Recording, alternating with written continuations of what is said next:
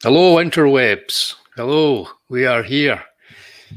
It is I, Wullie, and my amazing guest, the one and the only commie you want in your room, Mr. Commie Mark.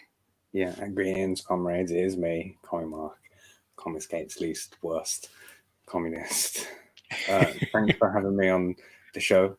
I love the fact that you've got your own shows now. Like, that's great. Like, it's all coming along swimmingly. Yeah, it's all kind of like just blossomed out. It's like a lovely kind of forest that's just growing. Yeah. Like, I literally had to drag Captain Fuckhead kicking and screaming to make a show with me in it. Like, and then he made a show with you, and now you've got your own show. Your show with Stato, like exactly. I know, but I mean, with Stato, we are international. Yeah, and we've got Hey peeps. Oi, Carol. Anyway, we are doing Wullie's Comic Book Gold. I like to confuse people, which is why I do a different show every week.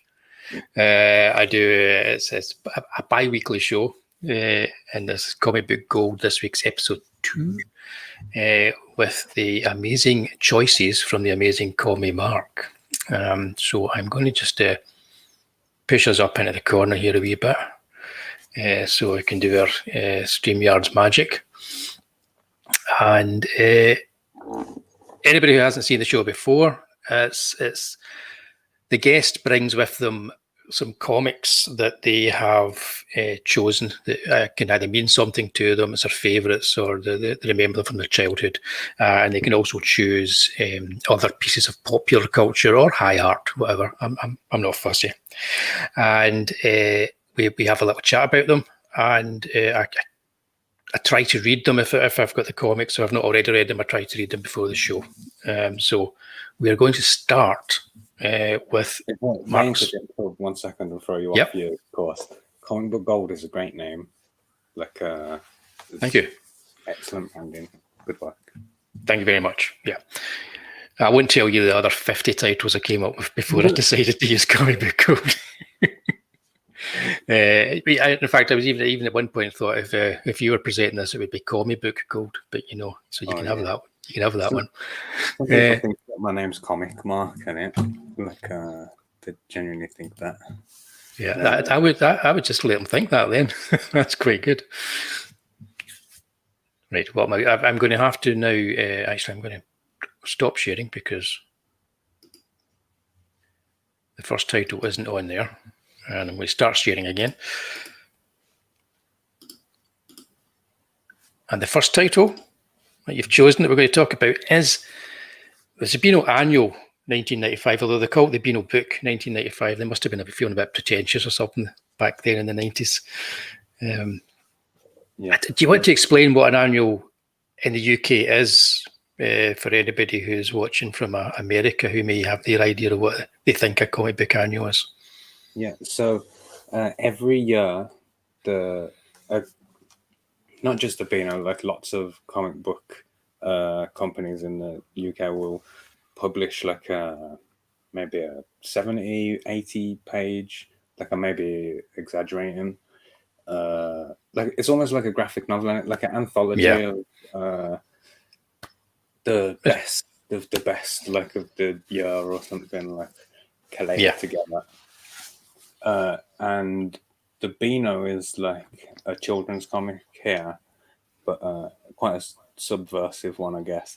And like for a lot of people, definitely for me, this was like the first step into comic books, either this or Asterix in it. But this would be a thing because of my parents being dirt poor or whatever. This book that costs £1, like is great for Christmas in it, and like it's a repeat gift that you get every year. Like so, it naturally like builds a following for you, and it like you read it every year. You read it all through the year because you're so poor. You only have like 3 comic books a year, and this one annual thing, like so you go through it a lot.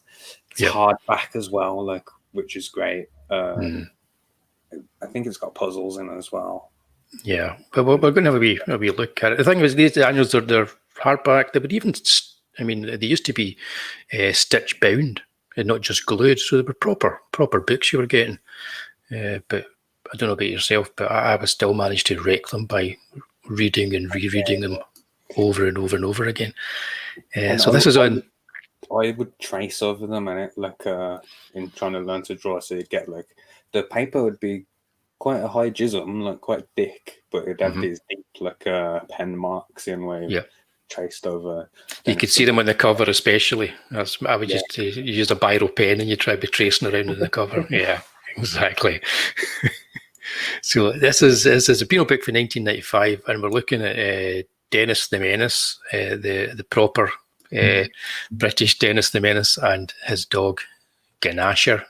Yeah, I was going to say that at least for the first 2 years of reading the book, I thought his name was Ganasher, rather than Nasher. Well, he's got there's another dog as well, Nipper, like that I thought was Ganipper. Just dumb.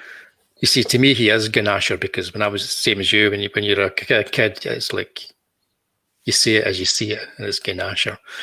I still say Dark Seed instead of Dark Side, because it's written that way. But let's have a look at this then. So this is on the Beano's website. And so I don't know if this is beginning to make any sense to you. They've got their... Yeah, there it is. It's very military heavy in this one. Yeah, it is, isn't it? One of the reasons I wanted to talk about this Beano annual is a lot of like the Americans that we cross paths with have no idea what it is. So it's a good opportunity for us to go, this is proper Dennis the Menace. Look at all the destruction that is causing the army. Like, they need the army to stop him. Like, is that much of a rebel? Well, this is a Dennis the Menace. This is when he's blindfolded, and Nasher or Ganasher's blindfolded, and they manage to do all this damage in the military complex. Yeah. Yep.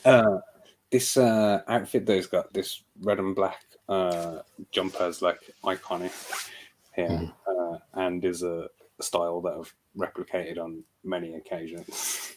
Yeah. I had to model both these characters for a video game, and that here was a menace. Is it in 3D? Because I can imagine it being a nightmare to do. Yeah, it was. It was in 3D, so the hair was a complete nightmare.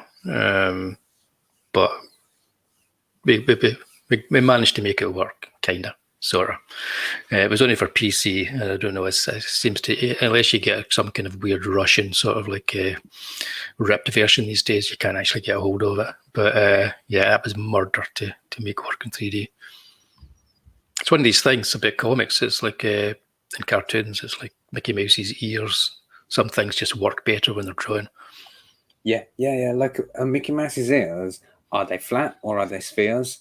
Like you just like in 2D they look like spheres because wherever he's facing, like you still get this perfect. They're always like that. Like, but they must be flat. Like, well, in the 50s they did a handful of cartoons where they made them 3-dimensional. So they gave them like a concave, and you could see they were actual ears. It didn't work, so they stopped doing it. Yeah, that sounds grotesque. It was freaky. Yeah, I imagine kids were looking at it and going, "That's not Mickey Mouse." But talking about freaky, there's the horror that is little Larry here, the rudest dude in the neighborhood. Like this one's a great example of how like grotesque the illustrations are for a children's cartoon, isn't it? Like, I'm pretty sure that kid has bogies like hanging out of his nose and stuff. He does, the brown ones at that. It's real. It's like Mary Boys. Mary Boys is like the Beano. So this is the first time that some of our American friends will see what I mean. Like, it's got somebody with their pants falling down here as well. So this was like political correctness had actually struck the Beano by then, but obviously not too much, because they were still getting away with a lot of stuff here. Yeah. But Involved. Yeah. This guy in the Beano itself, in the monthly or whatever, isn't like one of the big characters in it. You know, like we have the Beano has its own holy trinity, if you will, and this guy is just a C-list like character. Yeah. Because it's anthology on it. Yeah, because you know, it was every week. It was a Saturday morning you would get it, and it was like 1-2 page stories, maybe a 3-page story for Dennis, you know, for the main character, and every character was in some ways kind of anarchic. You know, that was the whole thing of the Beano. With the exception of Walter the Softy, who only existed to be like the anti-villain or whatever. Yeah, he was only there to be put upon and attacked and humiliated by Dennis, as is the case, really, isn't it? Yeah, that happens a lot. So in it, they check it out. It's really weird years, man. What we got here? Forgotten Heroes. So this is it's the Bash Street Kids, isn't it? Yeah, the Bash Street Kids is the Beano's X-Men. Like it's like a team book. They've all got their own very distinct personalities that you can instantly tell, like just by seeing them in it. Like the most famous one is Plug in it. Plug. There you go. Let's Plug is here on the just where my mouse is poking him in the eye here. Plug and the Bash Street Kids were actually a big influence in the Bampots. Yeah, I can see that. Huge influence in the Bampots. The fantastic style one with the long arms. That one picture. Pretty much. I was hoping that DC Thompson would take some kind of legal action and get me into the national press. There's still time. Maybe after they've seen this. Yeah, maybe so. Maybe so. Although I've tipped my hat, haven't I? Bash Street Kids were always my favourites. Like it would usually be in the middle of the book as well. Like so you'd open with like a Dennis, have some filler, Bash Street Kids, and we'll see. Well, there's because I live in Dundee, which is the home of this comic book. It's the home of British comics, and there is actually a Bash Street in Dundee. They've got a wee street called Bash Street. Oh, I'd never even considered that it was named after a real place, or the street was named. I'm not too sure. I'm not too sure. It might have been named after the street, or they might have well named the street after the Bash Street Kids. I'd need to check that. Yeah, but either way, it's quite cool that it's there. They've got a little kind of image of the Bash Street Kids at the street, or they used to have it. I don't know whether they still do. I don't know. On that picture, just go back one. Sorry. Yep. So I was saying about how the characters are instantly recognizable. Yeah. So you've obviously got the teacher, and then this other kid. I believe his name's Cuthbert, if I recall correctly. That's right. Yeah. You can see he's the teacher's pet because he looks. Yeah. Like it's just so simple, and this guy Danny with the yellow skull on him, wearing a red hat and shit. Like, that's a better picture than the one I was pointing to on the monitor. You can just tell like who they are. Like it's so simply done. You know what I'm saying? Yeah, there's there's a shorthand here as well, because this teacher looks like kind of like a post-war sort of like 1950s or 1960s, sort of like a middle-aged kind of guy, sort of the past generation. And these kids, they're the new generation that are coming along, and they're just a little bit wild. Because we're talking about, if you look over here, the Beano starting in the 50s and into the 60s, you know, so it's a bit of a tradition in the UK, you know, for kids to read the Beano. Dennis's dad looks a lot like the teacher as well, innit? In fact, Dennis's dad's got a Hitler moustache. I mean, a Charlie Chaplin moustache. Yeah, Charlie Chaplin moustache. There's a lot of them with those kind of moustaches, because get rid of this and I could get one myself. They had a slightly larger and kind of like a bit like Blakey on the buses that we were talking about last night in our show. But yeah, I think it was a kind of like it was a shorthand for a stereotype at that time. Yeah. Jinx, I don't. That's what Sam would say about it being like the word Yeah. stereotype. Yeah, I don't remember this either. This No. one. In fact, I wouldn't be surprised if it's an advert. No, this is in that section, the forgotten. Oh, Beano Stars of the Past. Yeah, the ones that didn't make it. That's it. Yep. I actually wrote to the Beano when I was a child, made my first submission to the Beano. I just remembered this right now. But I didn't have any artwork in or any stories. I just like described to them what I would like in it. And one of the characters that I pitched to them was called the Ferocious Flea. And I couldn't even spell ferocious. So I put F.Flea in it because they'd know what it was. Like, it's obviously the Ferocious Flea. Yep. They might have thought it was something else. You never know with the F at the start, but you know. Swanky Lanky Liz. There you go. It's a bit of a feminist icon, I believe. Don't know any of these characters. No, me neither. Cat and Canary. Yep. Now, this is something that they used to do a lot. They would actually have their own offices and so on, and so the world that they lived in, where they created the comics, was in the same world that these characters seemed to live in. You know, which was always kind of like threw me when I was a kid, and even as an adult, that breaking the fourth wall that way kind of throws me a wee bit. What are you thinking about? Do you remember this? Like I was saying before the show that I hadn't looked through this for like 20 years or something, and I'd forgotten these existed. Like, and it's great. Like, because I loved the way that like Stan Lee did this at Marvel, but he didn't even do this. Like, this is better. Like, and I'd forgotten this. Just the hints of like, oh, this is what we're doing in the background. But yeah, here in the Beano, they're literally showing, yeah. They're literally there. There's the vision of health that was a Beano artist back in the day, sitting at the drawing board, slaving away and eating many Dundee cakes and pies. Yeah, that's great. Yeah. I was surprised actually how long this was. It was almost like they didn't want to let anybody out that was in the office, so they made sure they were all included.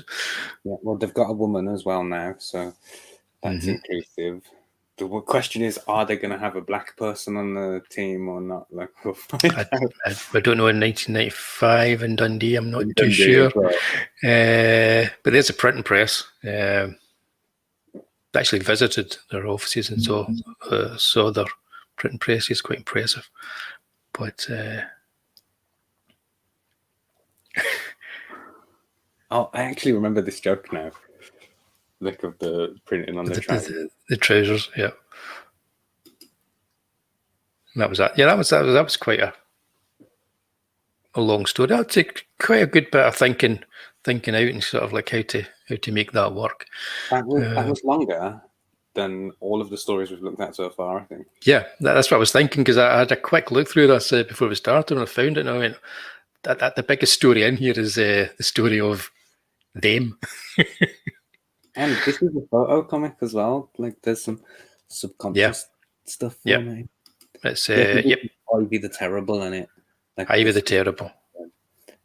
This is where I remember learning about Ivan the Terrible on TV around the same time as this. It's around the time that happened, isn't it? And thinking, no, you mean Ivy the Terrible? I think what was good about the puns and all the historical kind of references and stuff, or references to things from other generations when you were a kid, was you began to learn things, you know, and you began to connect things together and how jokes were created. The Beano was quite good at doing that, I think. Yeah, because I was the same with you, Ivan the Terrible, Ivy the Terrible, and then you began to think that way, for better or worse. And we aren't highlighting it, but there's real funny jokes in this as well. Like it's not all just slapsticky sort of things. Maybe not. No, it's not. It's but not. I mean, like it's quite cleverly done. This book. Like. Yep. Just I think that's Kev again reacting to the Mickey Mouse ears. But hi, Kev. Yeah.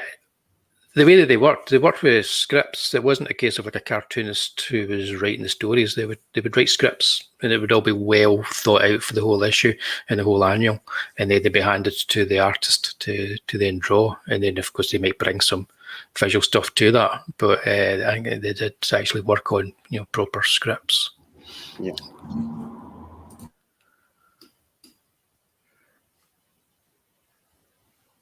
And the lettering was computer lettering as well. They pasted down, stuck out and pasted down. And by computer, I mean typewriters. Because that's what it looked like.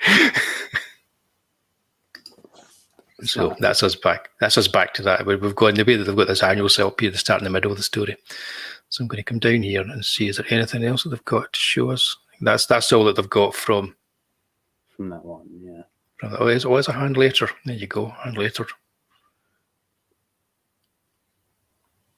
But yeah, look, there's another iconic character, Minnie the Minx, in it, which is just the menace for girls. But it's just as bad in every single way. She's just. I'm going to click on this one here just to see if they've got a Minnie the Minx in typical fashion. You click on it, and she's not actually on the image I clicked on. But yeah, she even dresses the same as him. She is very much a female version of Dennis the Menace. But yeah, that's a Beano. So to this day, do you occasionally still want to have a little look at a Beano annual or something like that? It's something that I always keep an eye on for in charity shops. Mm-hmm. Like if I find one, even if the cover's missing, like I'll buy it.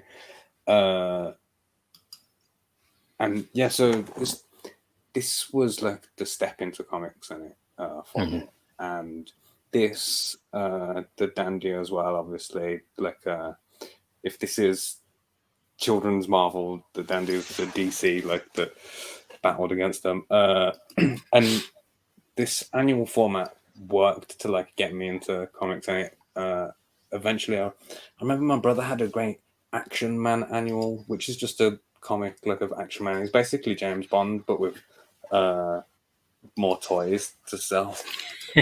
And it's just a thing every year. It's one of the. It made me read comics, so it's a good way in. Excellent. And I've just jumped right into your next choice.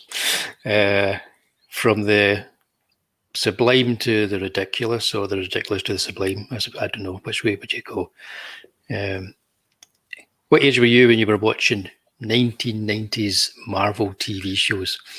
So when this came out, this X-Men one is 94, I think. I would have been 7 years old. So it's like a part of my subconscious, like I'd always seen it.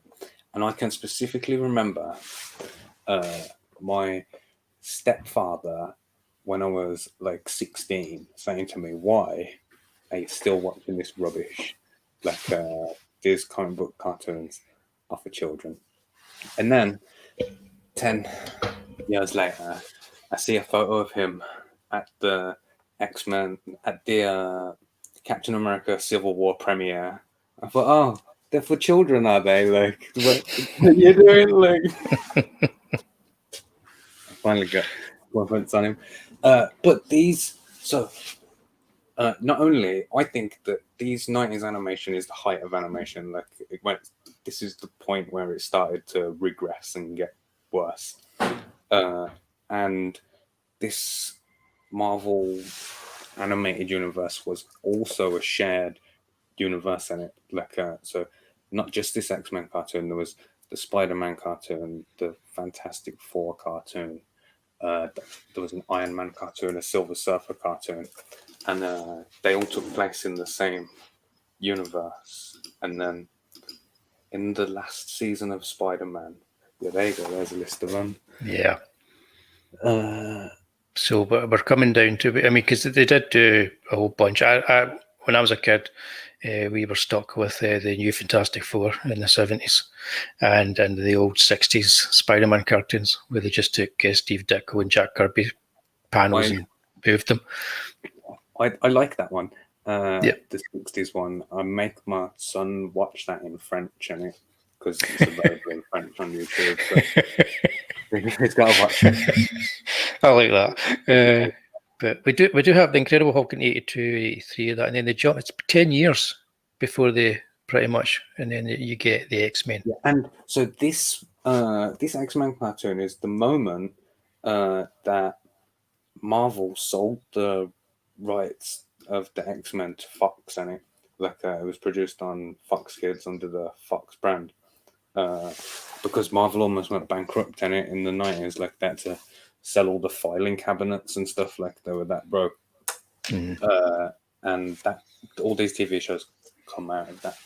The X-Men one as well is amazing. In fact, all of them are, because they're not like singular self-contained episodes. Well, they are, but there's like an arc that goes through the season, like a regular TV show.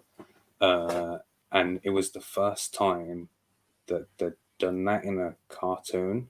Yep. And I was watching this interview with one of the women who was like a producer or whatever, and she was saying the argument that they used to make the executives buy that idea of doing this continuous thing, because the executives thought it'd be too complicated for children to follow.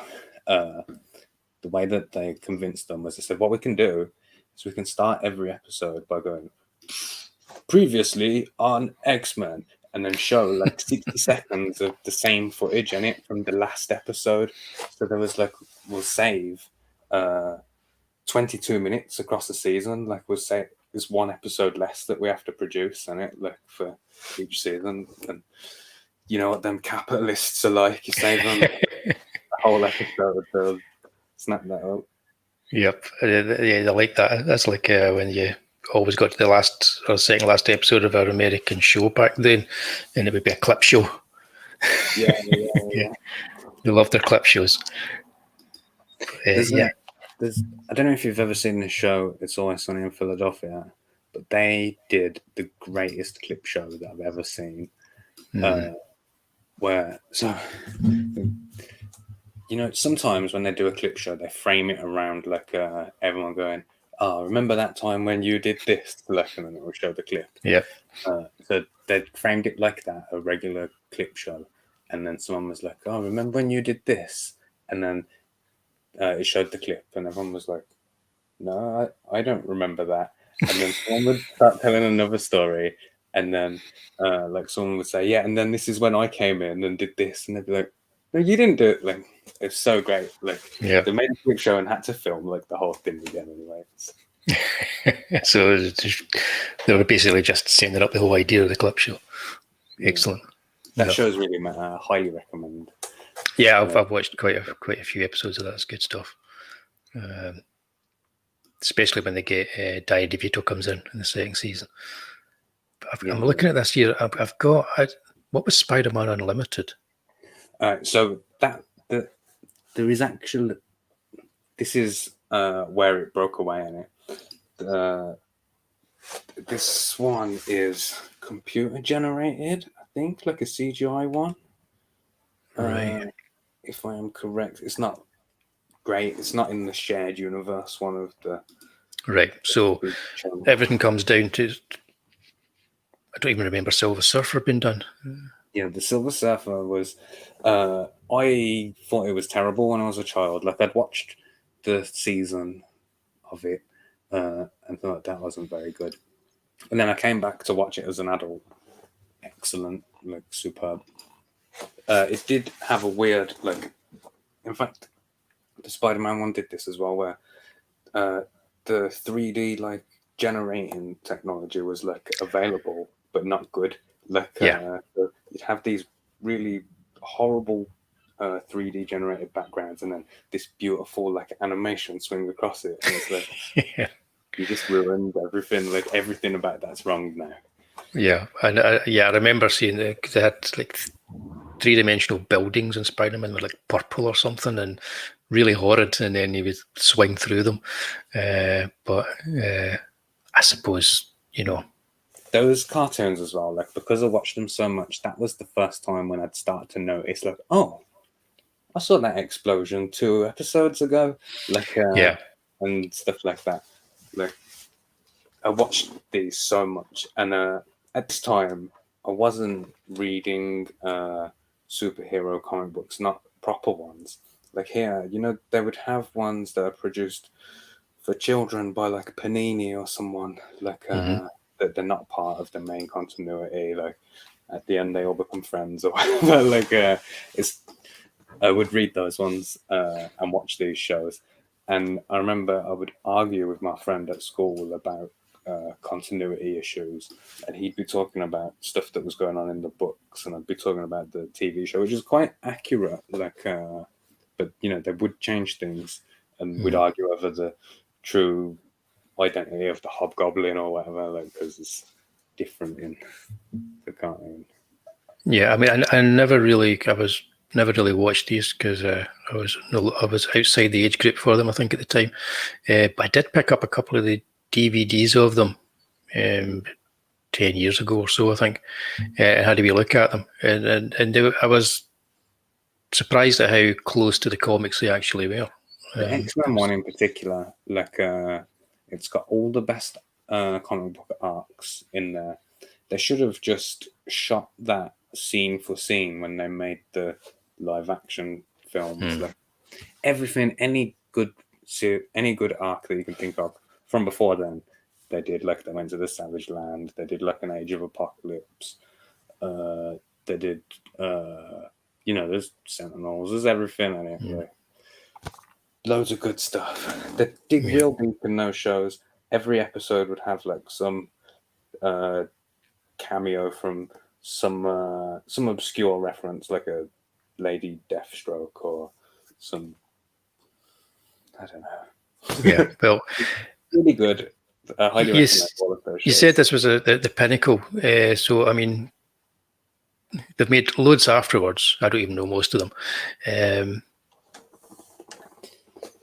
You don't think this has been better then? This is like that's the golden age of the golden age Marvel of animation. Marvel animation. Okay.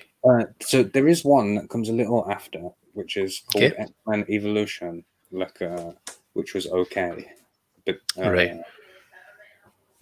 They also tried to do an Avengers cartoon with all the worst Avengers. Like I think I saw that. Yeah, I saw that somewhere. That was unique, is the word for it. It was very much a toy commercial because they changed all the costumes to give them like this blocky, like jet armor and stuff. Like, see, it was for toys. They did release a Avengers cartoon like around the time that the Avengers came out, for obvious reasons, which is okay, but it's not the height of those reasons.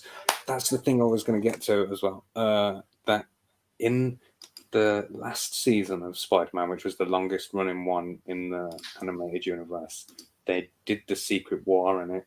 Like, they bought the characters from all the shared shows, put them all on the world together to battle all the great villains from all the shows, Doctor Doom, the Red Skull, and stuff. There it is. And then they end with the Clone Wars, which they do the Clone Wars with the Clone Saga. The Clone Saga. And they do it nicely in 4 or 5 episodes. Right. But they call it the Spider Wars. So yeah. Well, yeah. Okay. I might have to kind of dig them out and have a little look. Yeah. Cool. So that's actually we're going to come. This is kind of like a little kind of like peek into something we're going to come back to later on. Yeah. But yeah, let's leave the mighty Marvel animated universe for a moment, and we'll go into your next choice. Hang on a little second. My wife has just come into the room and she's trying to annoy me over other side of the computer.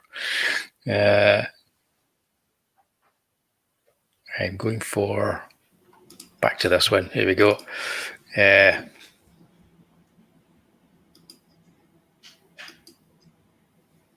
Boom. Right. Justice League Avengers crossover. So this, you remember I said I would argue with my friend at school about stuff. Like, he lived real close to the school, so we'd go to his house like when we wasn't attending lessons or whatever. And he had actual comic books, so we'd read them. And in the back for 6-7 months or whatever, they're pushing this crossover that's going to happen. And so there was also a Justice League cartoon at the time, so I'm familiar with everything here in it. And to me, this was Marvel and DC teaming up. This is a once in a lifetime thing. This is never gonna ever happen again. This is groundbreaking. Like, the world's gonna change forever. Obviously, not knowing that this happens. Like, do it fairly regularly. At least in small, like, one-on-one crossovers they have. There must be one of them a month, wasn't there? But when I was a kid, Spider-Man and Superman, a big Treasury edition, I had that. But yeah, this suckered me in. I started buying Avengers comics from that point on because I thought, oh, well, I need to know the backstory. So I've got a couple of months left before it rolls around. And then this is when I started buying proper Cape books and it. Right.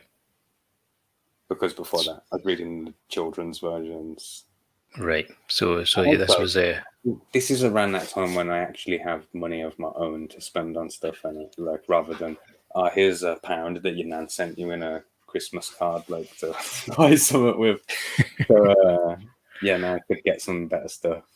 Yep. That scene is better than the Marvel DC crossover that came before. That got to agree. Yeah. Okay, I read this when it came out. I think it was in 4 parts originally. It would have probably tailed me if I look at my images.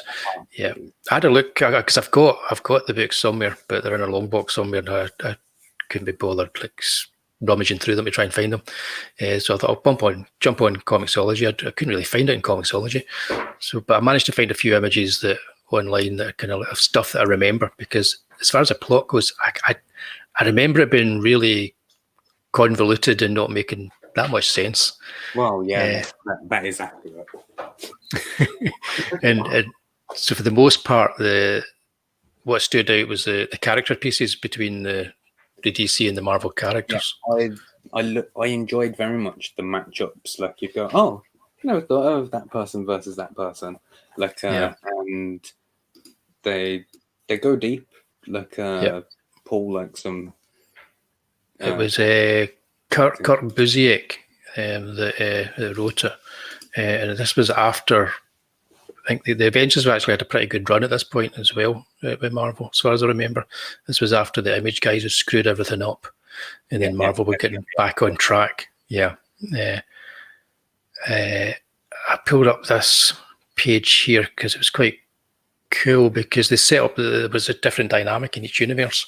The Speed Force didn't work when the Flash wasn't in his own DC universe, and I thought that's quite cool. The Flash could use the Speed Force to break the barriers between the universes, and then he would arrive here, not here, because we live in the Marvel universe. Yeah, but of course we do. Get to the Marvel universe, and the Speed Force don't exist there in it. And then conversely, the Scarlet Witch was more powerful in the DC universe than she was here, because they've got some crazier magic stuff going on. And that's all cool stuff, because that's almost like top trump stuff where you could start discussing that with your mates. Did they get that right or not? But yeah, I liked all that. I liked all this kind of stuff. Like I say, I can't tell you what the plot was. I can't even remember what the plot was. So there's like a celestial game between the Grandmaster and some big bad who I forget now. And they do your classic, you got a race to find these 6 items or whatever, and they all do that.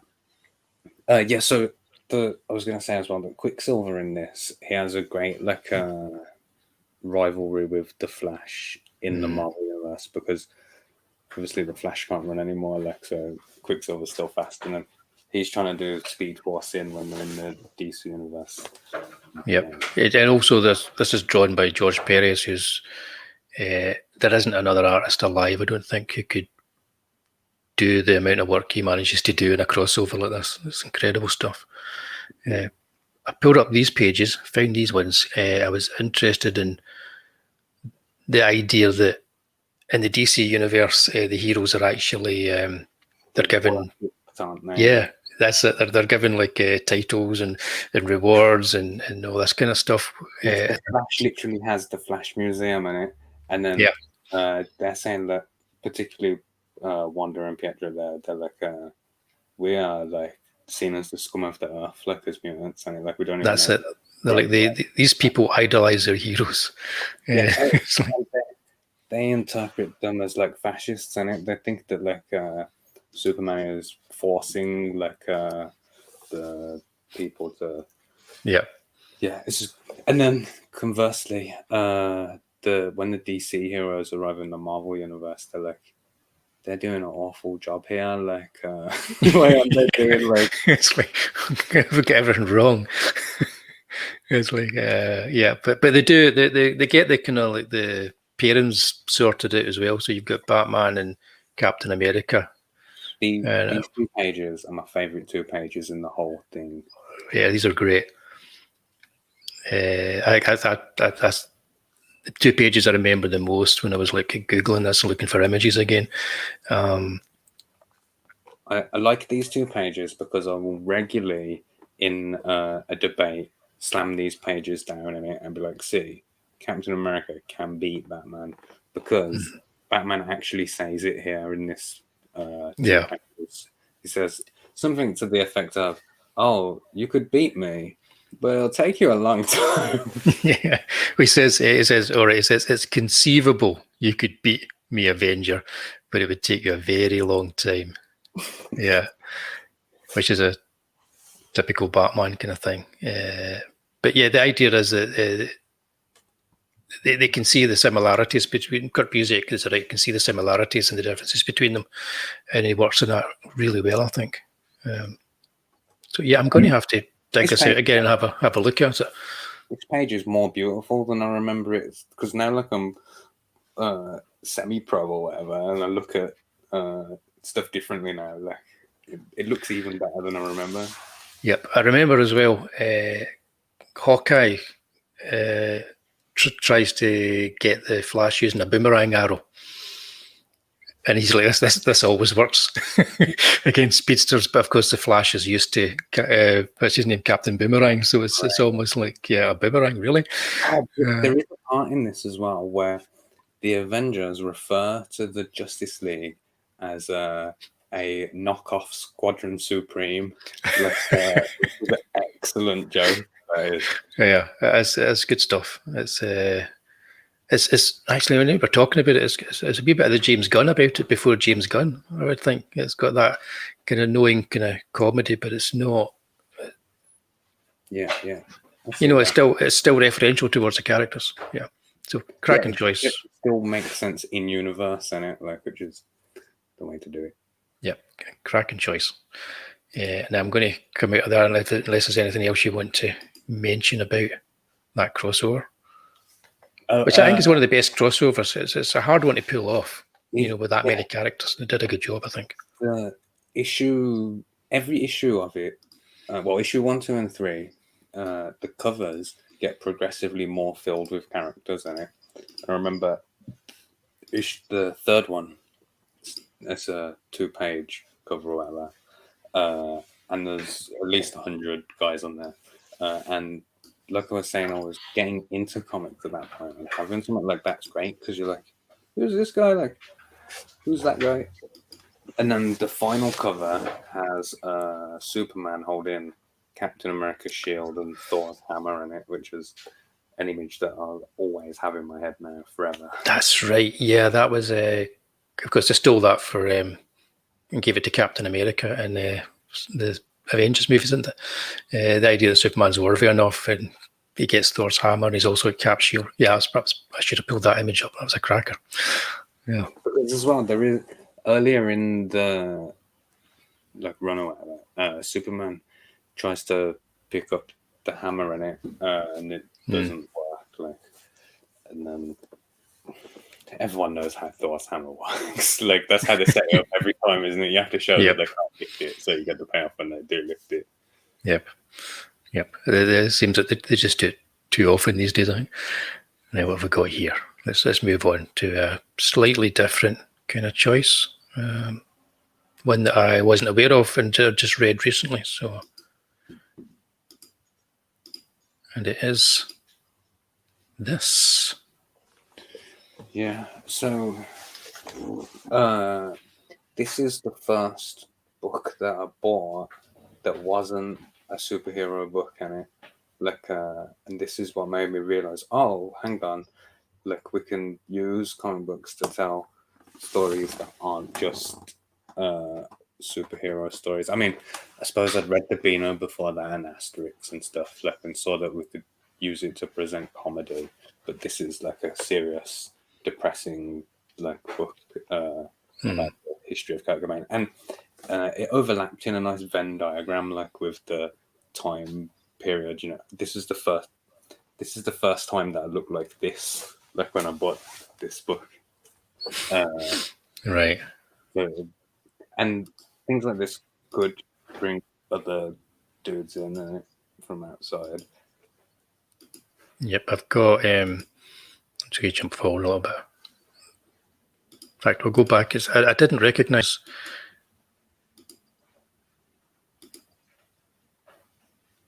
Whoops, comicsology. I didn't recognise Barnway Leg, but I recognised Jim McCarthy, and he used to work on 2000 AD. He used to work in Bad Company with Brett Ewins. Also, there was a person there named Flame Boy, which is obviously a nom de plume. That's the thing we get called out for, using nom de plumes.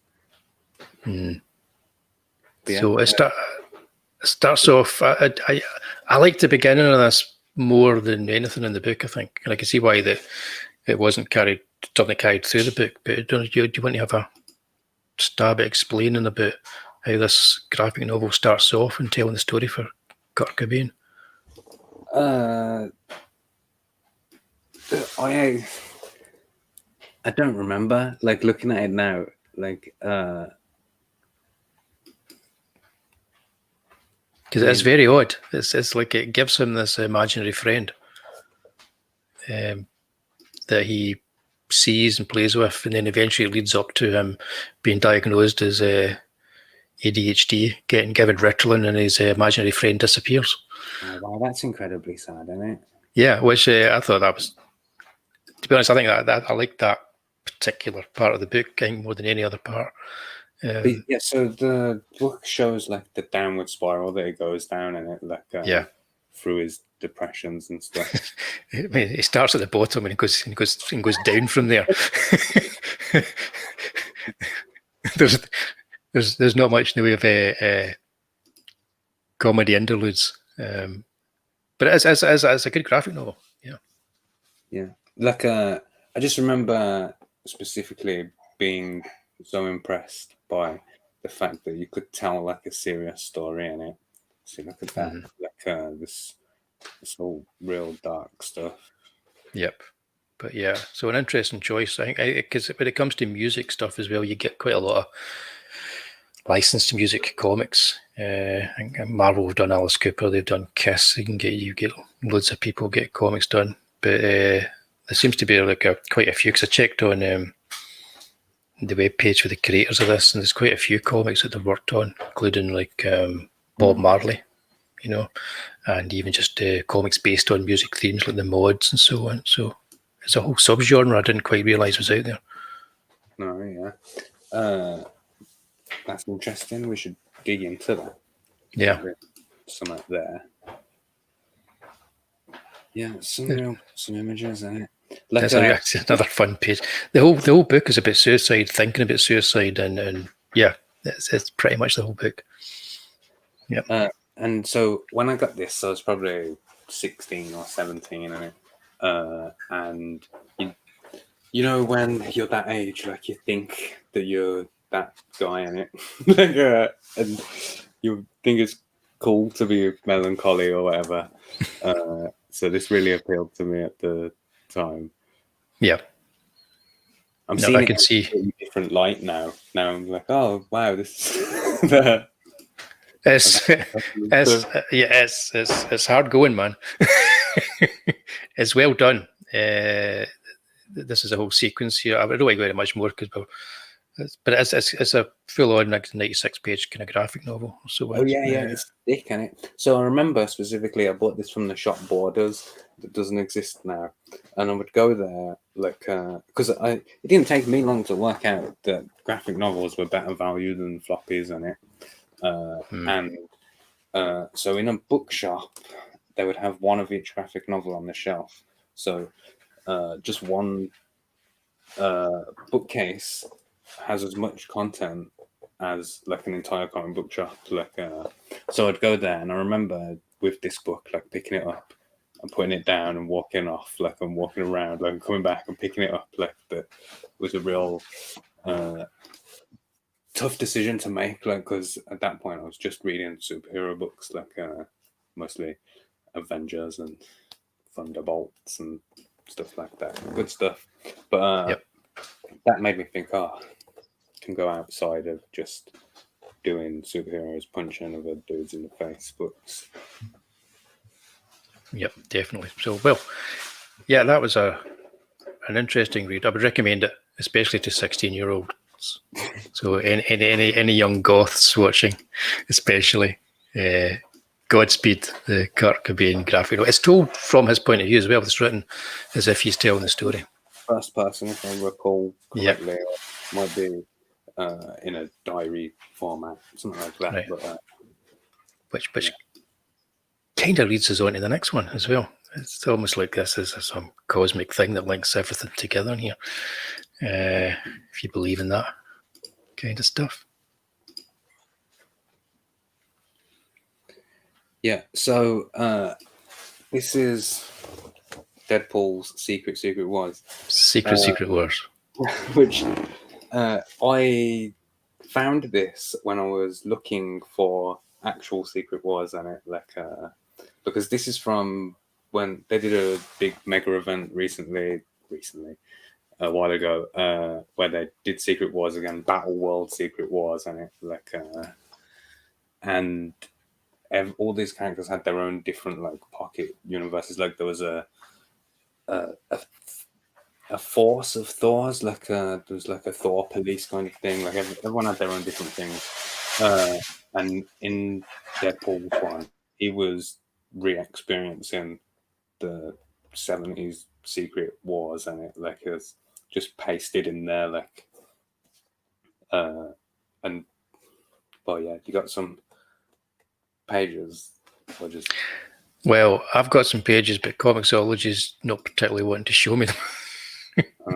Because I got the first issue here that I got on Comixology so that we could have a look at the pages. So I'm going to stop sharing the screen for a second. I'm going to refresh all that. But yeah, so it's almost, if not exactly, like beat for beat, panel for panel replication, but with Deadpool added into it. There we go. And yeah, there you go. See that that picture across the top. It's like iconic. Like, and it's even colored the same. Like, so you've got your yellow and brown Wolverine and stuff. Yep. And then Deadpool's just added in there, and he's Deadpool in it, so he's making his meta-aware jokes about what's going on and stuff. Also, I like to point this out because people never think of this. This is the roadie Iron Man. This is in Secret Wars. Roadie Iron Man. That's right. Yeah. See, Black Iron Man was cool, and no one's got a problem with that. Just make it. Yeah, well, it was done well. That's why. Yeah. Let's have a look. Let's go for it. Yeah. So I love Secret War, because of the cartoon version that I watched when I was a child, and Right. then I love this even more because you know, I love meta comedy in it, like, and that this is like the book that I would have written if I was writing for a Deadpool book. I'd never read this. I just bought the first issue because if you're buying them on Comixology, it's cheaper to buy the single issues than it is to buy the collected edition. Go figure. But there you go. Page on it. But yeah, it's really good. I like the fact that it's so referential to something else that I really love. And again, I love it when people like break shit and do it like in a way that is new and fresh, which is something I always try. I was never a big fan of Secret War. I quite liked Mike Zeck's artwork on it. I was never a big fan of Secret War. And I've got to tell you right now, I'm not a big fan of Deadpool either. Yeah. So I approached this with like, oh, here we go. I'm not really going to like this. But no, I did rather enjoy it. Actually, it wasn't too bad for me. But yeah, I'm that guy that doesn't like Deadpool. This as well is another example of I am actually. So you know when people say, they keep doing these big mega events, like, and it ruins comics for the people who are following month to month. Stuff like this grabs people who aren't like. So that Justice League Avengers crossover literally made me start buying comic books, and this one is around the time when I was starting to get back into comic books. Basically, I got a girlfriend and then stopped reading them because I had a girlfriend now in it. But then eventually I found my way back. There's a tough choice between this and there's this Captain Britain run, Captain Britain and MI13, which is also fantastic. Like, I probably should have chose that. I think you'd have enjoyed that even more. Yeah, because I've not actually read that run of Captain Britain. I think it probably would.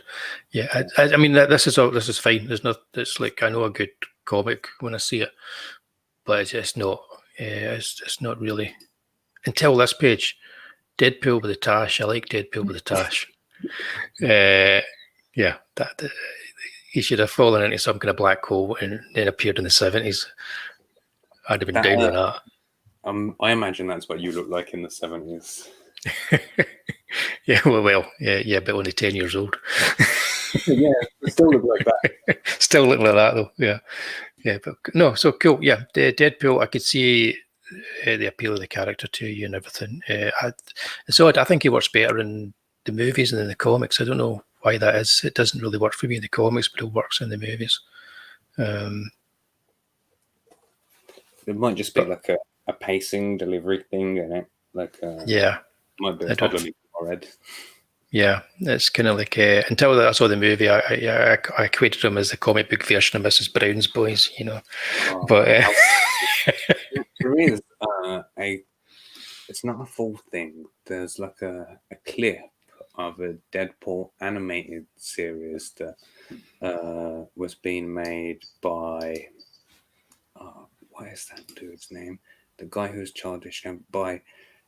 Not Danny Glover. I'm getting there. The guy who played Lando in the Solo movie.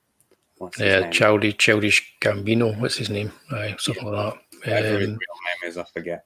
That he was. Help us out. It's not Jimmy Glover. It's not Danny Glover. It's around there though. Something Glover. He did a short, like, animated thing that was going to be a series, and that looked even better than the movies because obviously you don't have as many restrictions animated, do you? Like, the special effects budget is infinite, like, so they could literally roll over and move a steamroller if they wanted to, and it could get up and be a wobbly man and stuff. Like, you could do that in movies now. Yeah, it wouldn't look as good as it would animated. No, cool. I shall need to search that out. I tend to avoid everything that has Deadpool in it, apart from the movies. It's quite anime-esque in its. Yeah, I think it's because I look at it as that run when he started off in X-Force and stuff. They had some good stuff going on there with Lee Simonson and working on X Factor, and then they kind of like screwed it all up by letting other people take over and introduce these characters. So I've kind of like never really got over that, I don't think. So I have a bias against Deadpool. It's Statistical Zero's got the answer in the chat. Yeah. Oh, there you go. Yeah, not that one. Thank you, Stats. Donald Glover, of course it is. Now, next up. That was really good as well. I like that guy a lot, Donald Glover. If you haven't seen the show Atlanta, I recommend watching that. The first season of it's like world class. Right. Does it get cancelled with a cliffhanger? Because I'm not starting to watch a show if that happens. I don't think so. Maybe. I don't remember. The first season's excellent. There is 2 seasons that I'm aware of. I don't know if there's a third one. But right. It does.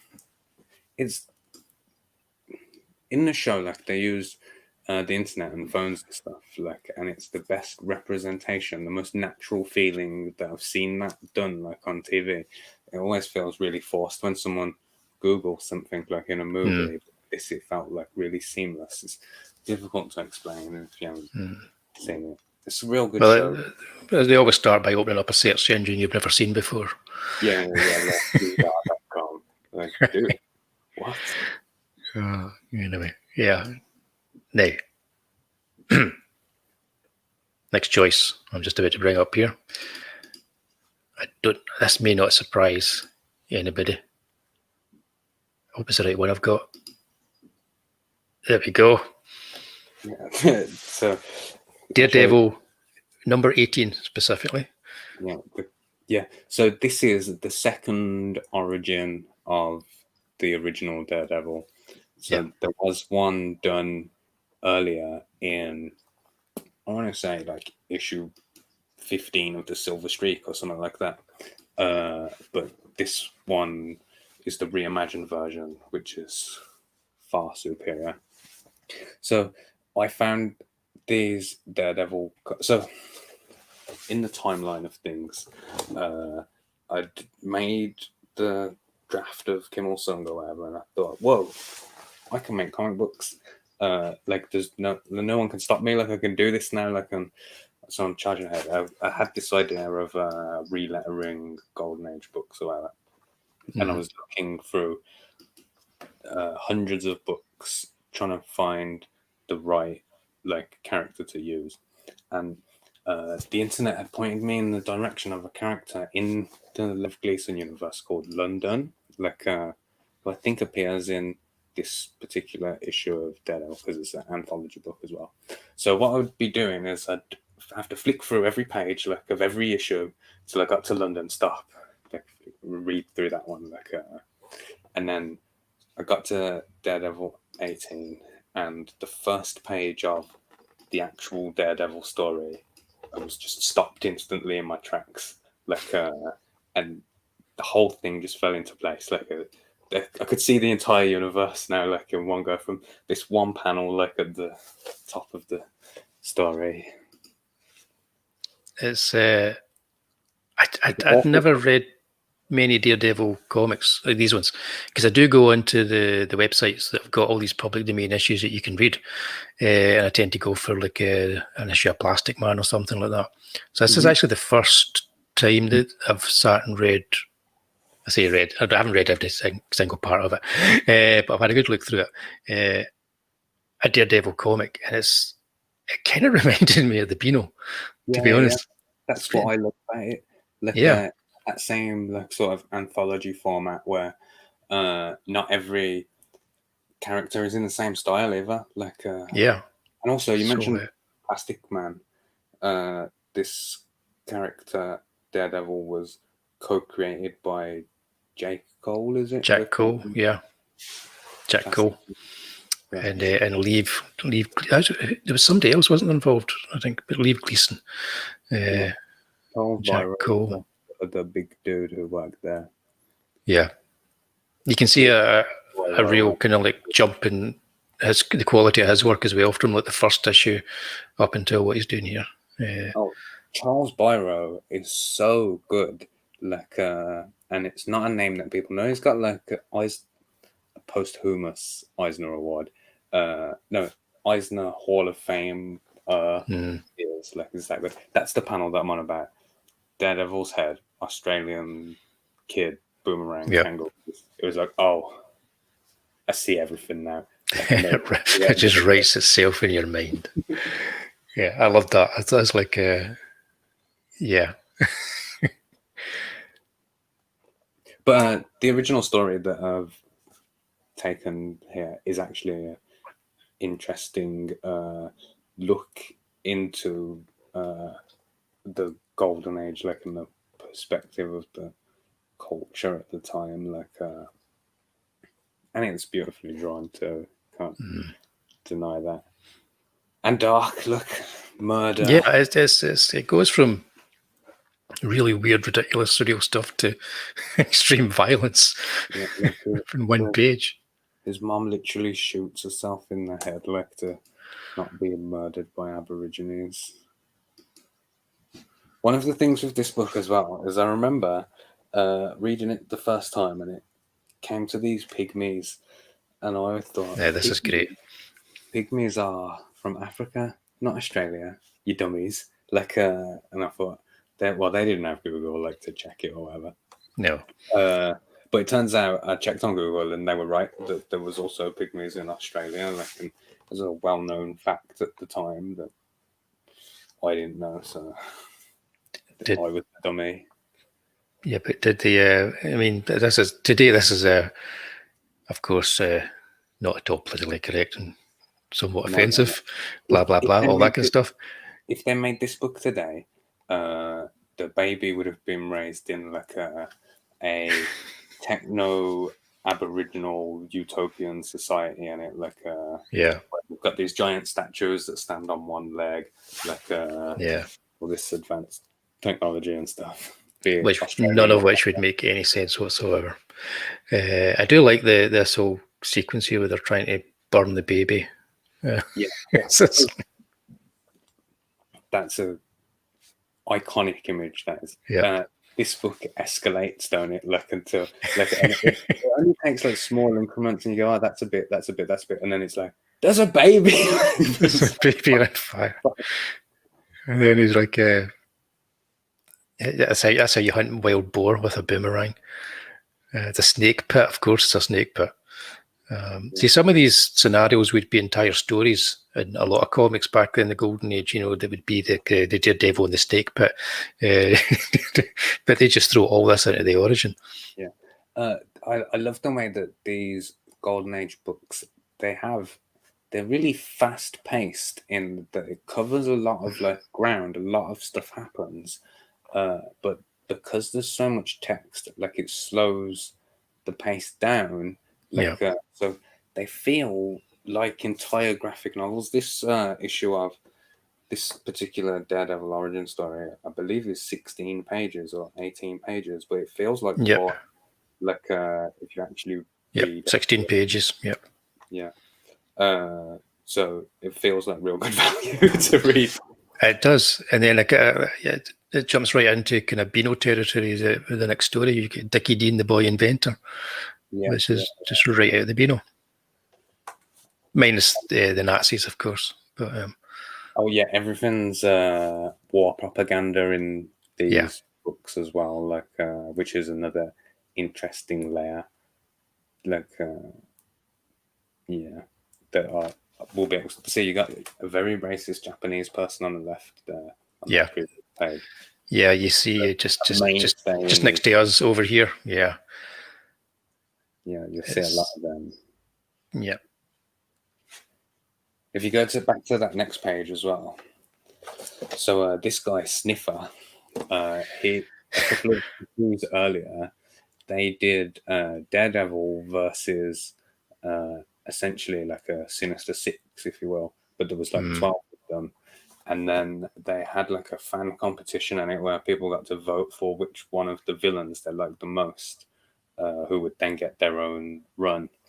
And these sniffer books, like, you can tell had put themselves in a corner, like they'd invented this terrible character and then put it out to the vote, and it got Boaty McBoatfaced or whatever, like, and everyone chose Sniffer, the worst one, and they try really hard to make it work. So I give them credit for it, but the Sniffer, they get plenty of pages to try. Yeah, odd, but it does go from Sniffer to some nice house ads and a Basil Wolverton strip, which I didn't expect to see in here. Yeah. This stuff's great. This is fantastic stuff. Yeah, this is very newspaper style, isn't it? But spread out. And is it this one that's written? Is it that guy that writes in rhyme, or is that a different one? Well, Basil Wolverton did a few issues of Mad Magazine. Is there's another character in the Lev Gleason books that is in that style, and the whole book's written in rhyme, and couplets and stuff.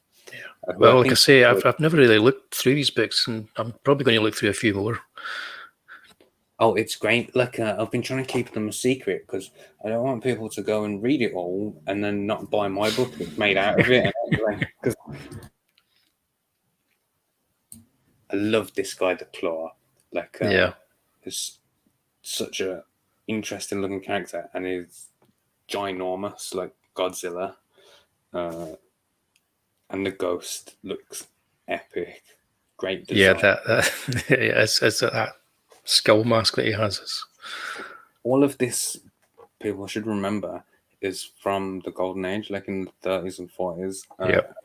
So much of the content of these books you can see is being like lifted from it. Like the set, this is the birth of a lot of origins and tropes of. Yeah, everything starts here. Yeah, it's all the kind of pulp fiction of the time, the movie serials of the time, all that kind of stuff. Yeah, it's real leading the way. This was an odd story at the end as well. The pirate by the brilliantly named Dick Briefer.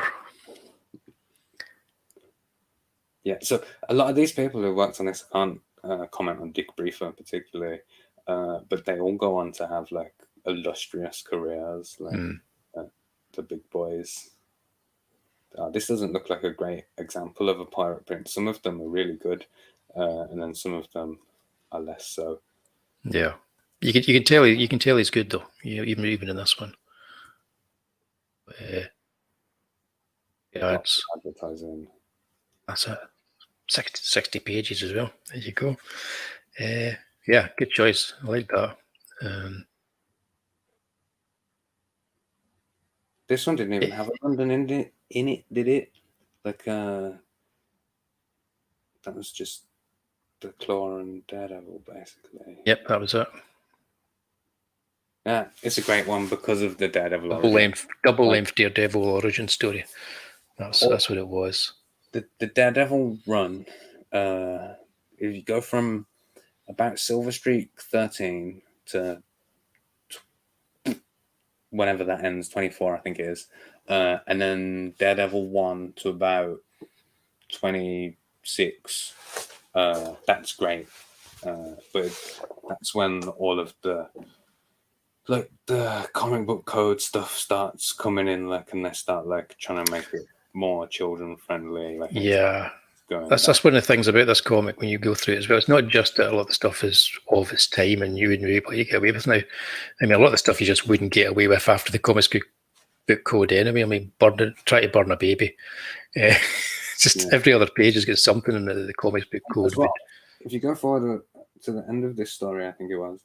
Oh no, it's the end of the next one. Well, it will shows the advert for the other two books that they had in the universe. Yep.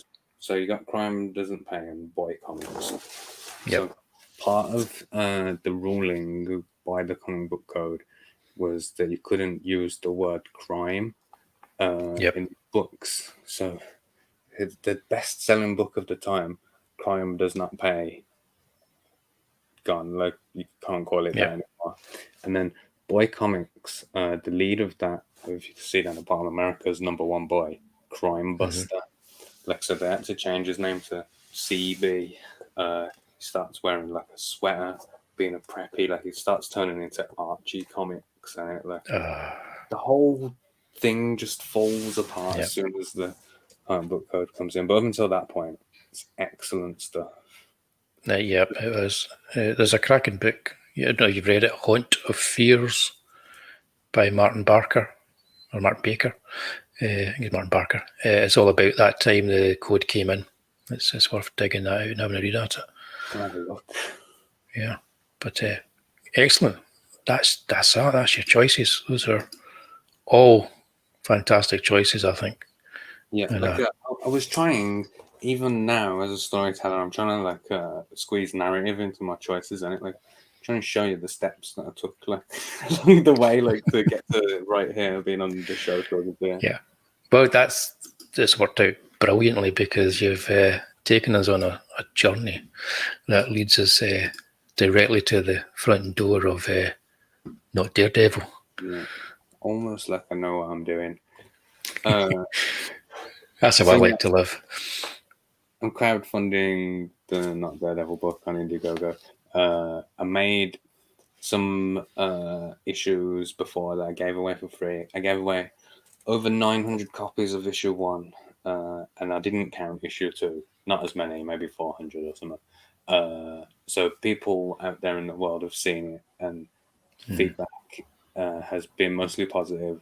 And even people who didn't like my humour that I use because of that specific sense of humour, credited it for being like a great technical accomplishment, or saying what a creative idea, like what a way to get around. Like, so even people who don't like it, like, admire it in some way.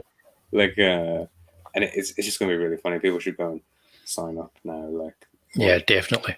Look at this. So what I've done is I've cherry picked all my favorite stories from the universe in it. So you've literally just look at that image of the guy from the Ku Klux Klan guy holding the White House. Like, you just know there's going to be epic content in there. But we're gonna recolor it somewhat. This image here isn't like an example of how we're gonna recolor it. It was just like test that we could. And you can see the original lines, like, are almost perfectly like salvageable, like from the scans. And the scans I used are, I think, worse than the ones that you was just showing. So. Well, they keep updating them on that public domain website. Whenever they get a newer version, they'll put it up there. So that's probably you probably get the one you downloaded a couple of years ago. But yeah, no, this looks great. Because I've read the one that you put out. I enjoyed it. I read it before I'd read a real Daredevil comic, so I wouldn't worry about people going and reading Daredevil. It was interesting to give you this as something to go and look at again, because when I first showed it, I think it was Adam Post was saying you should include like the original, like, at the back, so people can compare and contrast. But I didn't want people to be able to see how little work I'd done on it, how simple it was for me to just dial it. I think that's kind of like a Godzilla movie that's been created with Raymond Burr in it and a whole lot of different American characters. It's not the same movie as the original Godzilla, so it's like they're separate entities. So I think you should just carry on doing what you're doing, and it's yours. It's not Daredevil. Yeah, not Daredevil. But yeah, so guys, if you haven't already, I think everybody in the chat, to be honest, is watching this, is already signed up. They should have. But make sure when you sign up that you click the email that Indiegogo will send you to confirm it, because otherwise you don't actually get confirmed. But I've signed up. I can't wait. Take us on to. In fact, I can tell you that I've got someone who's helping me to write a Captain Battle story for the book that I received a draft of today. Like, I mean, by no means a complete draft. Like, but so with writing this, the key thing is what's the crux of like how we're going to change it. Like, what's the joke that we're going to run through the entire book or whatever, and that's like nailed down now. So it's exciting. It's coming together slowly. Brilliant. Monkey, So one of those eureka moments there. Yeah, I see. I'm going to move on now to. It's been scrolling at the bottom along with Yelsa Dark all night. I did have another banner, but I always forget to change my banners. That's what I always forget to do. That. Yeah, just Hazle. That's So. Yeah. So. Oh yeah, you've got one as well. Haven't you? There we go. There we go, guys. And the money signed. Yeah, you've got one of the good signatures as well. Like, this is the first time that I signed stuff as Commie Mark in it. Like, because obviously, you know, I don't sign checks as Commie Mark or whatever. And I hadn't even thought about the fact that, you know, you have to have a stylized signature until I was signing the first book, Captain Buckhead's fanzine copy, and I was like, I don't have a signature yet. Like, it's come out now. Like, I've got it nailed down. Like, yours is one of the better ones. See, I just when I sign something, because I don't have a specific way of writing my name, I just squiggle it. Yeah, it's a proper. But yeah, more like my real life one, and it the one that you do all the time. Just there you go. There it is. I'll just vomit my doctor's signature. But yeah, this is done really well, and it's done incredibly well considering that. So there's like 3 rules for selling books in Comics Gate, and then like have a great story, have great artwork, and keep politics out of it. Like, and I just wrote a great-ish story. It doesn't have any artwork in, and well, you can see it's about a famous dictator, so it's quite political and communist as well, like, which is frowned upon somewhat. But just a bit. Yeah, it's really funny. Like, I mean.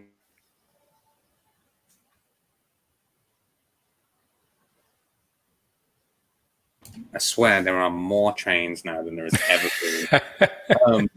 I was going to say something to cover, but then I thought, no, it's actually quite nice. We'll just have this one long moment of silence. This book was difficult to put together because it's made out of photographs that I've stitched into an alternate narrative where the exact opposite. Korea win the war in this version in it, so. You've read it. I've had to be very creative, like with the way that I've stitched things together, like to make it feel like it's unfolding in real time. Like, the stuff in it that's, if you know, like the history of what happened, you'll say, "Oh, well, this happened 20 years after you're saying it happened," or "This happened like 10 years before." Like, but if you don't know, then you can just read it all fine. Really beautifully as a comedy. It's a comedy. No one forgets a comedy. Well, I recommend it, and if you still got the feature perk going. Yep. Yeah, it's my favorite perk in crowdfunding ever. Yeah, like I thought of it. I was gonna save it for this Not Daredevil book, but I thought if I do it on this one, I can do it on all of them after that. It'll be a thing. Yeah, that's from me. And it's a thing that nobody can copy because they'll say, oh, you're doing that as well now. Like, you just copy and Like, anyone could do an actual chromium cover. Everyone does UV spot covers. Nobody wraps their books in tinfoil. Nobody. No, brilliant. Love that. So there you are, guys. Give it a look if you haven't already. Please do. Do you want to say anything else about it? I got nothing. I've spoken. Get nothing. Every single joke that I have spoken out of this. It's like, how many times when you're talking about your own work and you get to the point where you're like, I need to talk about my own stuff again. So what we'll do is we'll jump on to me. It's your turn to talk about your own stuff. It's me, my favourite subject, Ales of Dark. This is Ales of Dark, Werewolves and Bampot's conclusion. It's the final part of Werewolves and Bampots. It's a kind of Bronze Age meets the modern world horror story. Lots of action, lots of adventure, lots of deep psychological stuff as well, kinda. And it's going to be a blast, this final issue. Anybody that's backed it in the previous campaign, you kind of know what to expect, especially with the second issue in the previous campaign where things start getting crazy. The third issue of this is incredibly crazy. And I was saying last night on CJ UK show that I just finished drawing a page with a werewolf who had a monocle. So, yeah, if I think of something and I go, I want a werewolf with a monocle, that's going in there. But it's organic. They're in there for reasons. We've all seen a vampire with a top hat or a zombie in a trench coat, but I've never seen a werewolf with a monocle. Werewolf with a monocle, and it has references to all kinds of stuff, references to old British sitcoms, references to Hammer movies, and references to old Warren and Marvel and Skyworld comics. Anybody who kind of like knows their comics history, and that will probably pick up on stuff. But you don't need to know any of that stuff. It's a really good yarn. I should know. I've written it. I wouldn't lie to you. So it's same thing. Please, if you haven't already, sign up. Put your email address in there and sign up. These email addresses are only used to get information out there about the start of the campaign, and only people who sign up will get the special secret tier. Nobody else will get that. What it was then? No. I'm not going to. No, there's going to be a. It's just me. Don't worry, no one else can hear. The special secret tier. Yeah. Once I decide what it is. Right. Next up. What's this? Charlie's London from East Lane to the Limelight. I think half the people in the chat are working on this one. I'm not joking. This is a good example of like that Kurt Cobain book, how it's possible to take more serious autobiographical stories and present them in this format in a way that's easy to read and also enjoyable. Yeah. It's going to be a good one. I can honestly say it's not all about suicide. it's a bit more uplifting than the Kurt Cobain one. But yeah, I'm working on a one shot that's part of this, which is coming out. Chubb, Carl from Mary's Boys, he's done an alternate cover on this, which you can't see on this particular page. It is. Is it way down? Oh, there you go. It's the 3 covers. It's the way they work on this. You can't actually make them bigger, can you? So yeah, you've got a nice little free foil card by the Captain Frederick Head himself. Don't dox him with his real name. It's going to be a cracking campaign, this. And I think Charlie's already got about 9 million people signed up on the mailing list, but a few more would help. So please do sign up. So I've got a few more up here. Just the rest of the CG UK guys, we'll see what we've got here. Because he was in the chat earlier on. People Circus. It's in demand. It's Phantom Volume 1. That's done really well too. A little A5 art book. It's just awesome. It's amazing stuff. And it's dirt cheap. I've got to say it's dirt cheap for what you're getting here. This is going to be highly collectible in the future. Yeah, and he's working right now on sequential comic book stuff, isn't it? That would be a big hit. And then people who bought this, people who managed to get the original artwork of this, gutted for everyone else missed out. Yep, and I mean, this is all, even his text and everything that's in this campaign, it's all hand done and then saved it as an image and brought up here. He doesn't do things by halves. So, yeah, give it a look if you haven't already. There we have got now. There we go. Hey, it chubbed. Carol's Mary Boys. Yeah, it's a superstar book. Look at that. It's fantastic. Yeah, come on, just let the artwork sink in. If you've never seen this before, it's Teenage Mutant Ninja Turtles meet. I'll say that again. Teenage Mutant Ninja Turtles meet Father Ted. There you go. In the Beano universe. In the Beano universe, as drawn by one of the best mad comics artists who never was. If he'd been around then, he would have been working for them, definitely. Yeah, 100%. Like, yeah. I keep saying to Carl that he should do a gritty reboot of the Beano. I despise gritty reboots, but this one, I'm all in. Yeah, if somebody could do it with maybe some love, yeah, then you should write it with him. I'll write it for him and just put it on his desk and be like, dude.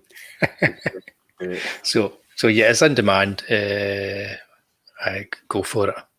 He's still got some T-shirts left as well, and they're not just any old T-shirts. They're properly screen printed, really nice bespoke T-shirts. Let's see what we got here. Super Dead, yet Peter Gilmore's. That is, isn't it? Yeah, that's not bad at all, I would say. 17 days left. I've got a funny feeling that'll go right into demand as well. But it's still in the first 30 days. Oh, of course, yeah. First 30 days, isn't it? Yeah. It's a very good performance. It made that is indeed. Mary Boys eventually. We'll see. We'll see. But there you've got Mandy and Peter working together here, and a nice John Mayall cover. If you're so inclined for an alternate cover, and there's Peter's cover here, and you can get both of them too. Yeah, this looks really good. It does. Like we've been privileged in that we've seen some things that other people haven't seen from deeper inside or whatever. Yeah, and it just looks great. Yeah, but yeah, cracking looking book. So it's Peter's best art. It's the best work Peter's done that I've seen. Like, it's really good. Yep. Good work, Pete.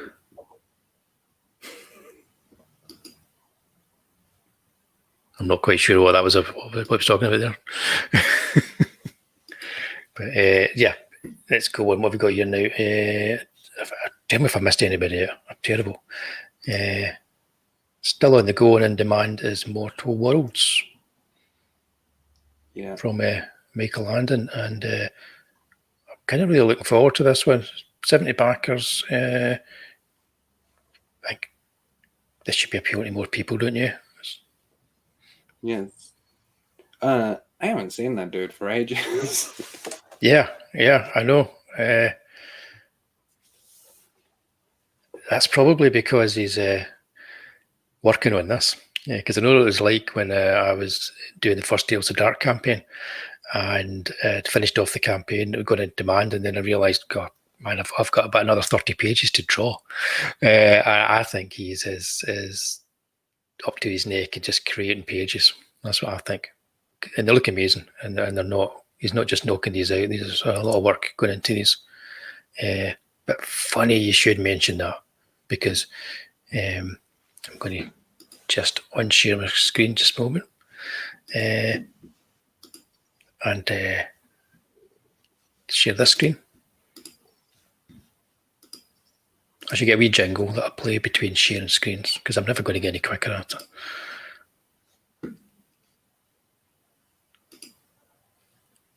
2 weeks' time, he will be coming out of the darkness and appearing with me and talking about making a triumphant return. Yeah, and talking about Mortal Worlds. So that's it. It's almost as if we've planned everything in this, isn't it? It's like you're like, where is he? I haven't seen him for a while, and the next thing you know, he's going to be turning up on my show. But yeah, it's pretty so sweet.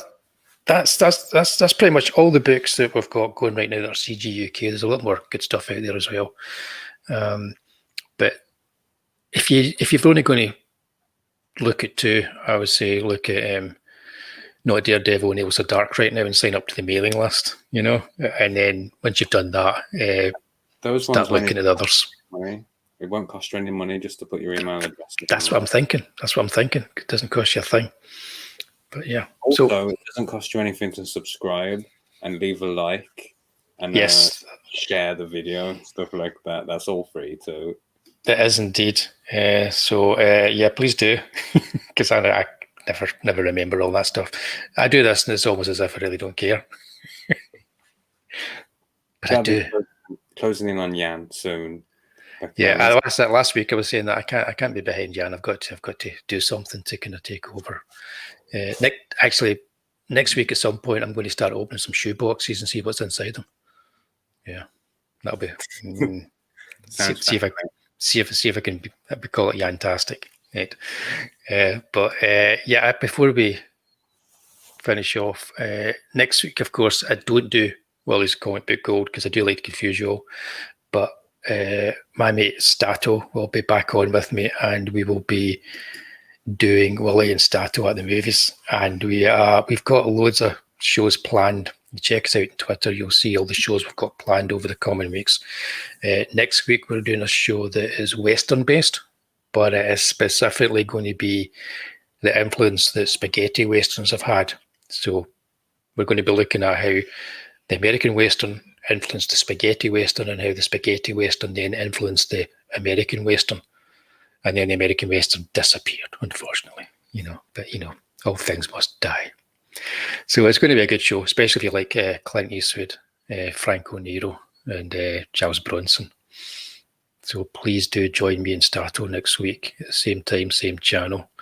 And we'll be talking about 6 shooters. However, for now, I would just like to say thanks, Commie Mark. It's my pleasure. Cheers, mate. I had a lovely time. That's good. Thanks. I'm glad you enjoyed yourself. I really liked the choices that you brought to the table today. Although I did have to, have a wee lie down this afternoon after reading that Kurt Cobain one because I just felt so depressed.